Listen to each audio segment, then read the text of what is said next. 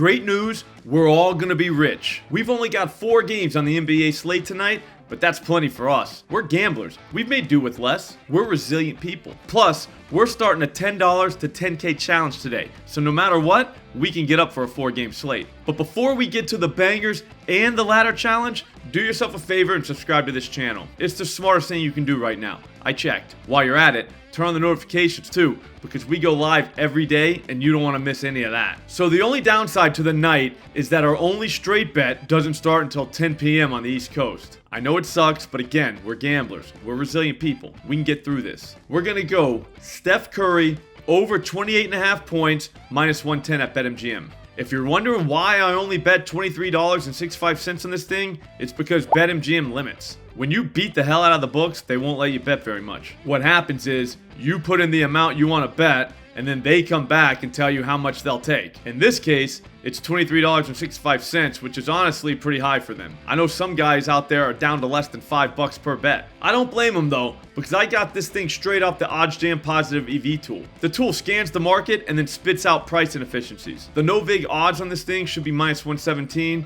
and we're getting minus 110. That's called value. It's no wonder BetMGM has to just limit people because they're setting inefficient prices. Pinnacle has this thing at minus 142. That's the sharpest book in the world, and we're killing that price. Feels very good. If I had to guess, I'd say this thing's gonna be at 29.5 at every single book on the planet by the time this game tips off. But I didn't take this thing solely because of price. Obviously, that's a factor, but it makes sense basketball-wise too. For starters, Steph Curry sucked last game. He couldn't buy a bucket. In fact, it was the first time in 268 games that he failed to hit at least one three-pointer. That's crazy. But here's the thing. Curry is not some bullshit guy. He's a superstar. You know he's coming in hot tonight. He's got an NBA Finals matchup from a couple years ago on national TV and in front of his own fans. You know he likes playing in front of his own fans because he's gone for 30 plus points in 6 of his last 8 home games. That's a hell of a run. On top of that, on the season, only 3 teams in the entire NBA allow more points per game to the point guard position than the Celtics. Given the situation,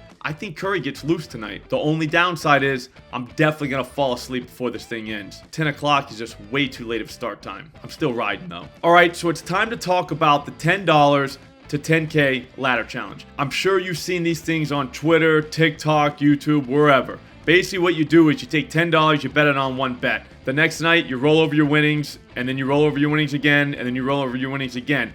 After about 10 days, you've turned your $10 into 10K. Now, do these things make sense mathematically?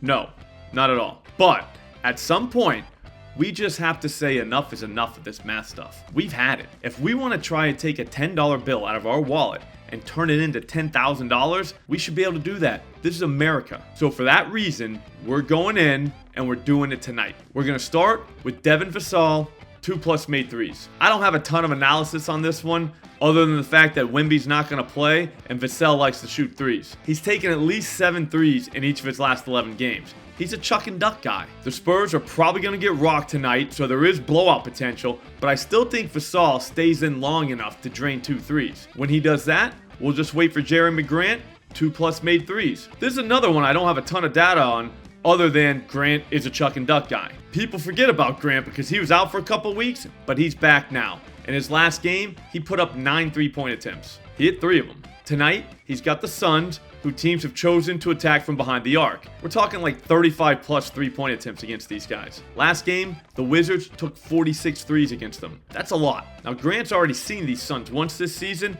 and he went 5 for 8 from downtown. I think he hits 2 tonight. The beauty of this thing is, while Grant is going, we'll also have Jaylen Brown 2+ made threes going. He's the most iffy of the bunch, but I still think he belongs in this thing. He's not quite the make it rain guy he was in the past, since now we have Holiday and Kristaps Porzingis, but he's still taken at least 5 threes in 19 of his last 20 games. That's enough volume to lay the wood here. This is his kind of game, because I think this thing's going to stay close, and I think we'll see a good amount of 3 balls. I think we just need him to take at least 6 threes. We only need him to hit 2 of these things. He did that 3 minutes into the 3rd quarter last game.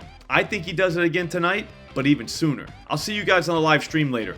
Don't forget to turn on the notifications.